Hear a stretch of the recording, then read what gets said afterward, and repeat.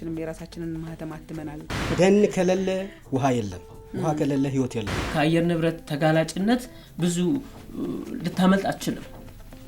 ምክንያቱም ድንበር ዘለል ነው አየር ንብረት ነው። ባቶች በጣም ጥሩ ነው የደን ጥበቃ ስርዓት ነበራቸው። ለአካባቢ ስሙሙ የሆነ አመቺ የሆነ አፈርና ውሃ ጥበቃ የሚመች ትልቅ ስራ ይመስለኛል። በጌዲዮ አካባቢ የጥብቅ ደኖችን የሚጠብቁበት መንገድ በባህል ደረጃ የሚታወቅ አንድም ሰው ዛፎችን ያለ ምንም ምክንያት ሳያስፈቅድ ሳይታወቅ መቁረጥ አይችልም። ግሪን ሌጋሲ በዲፕሎማሲው ረገድ ለኛ ለኢትዮጵያ ብዙ ተጠቅመንበታል። አረንጓዴ አሻራ በጣም አንድ ለውጥ አመጣባቸው ብዬ ከማስበው የከተማ ግብርና ላይ ነው።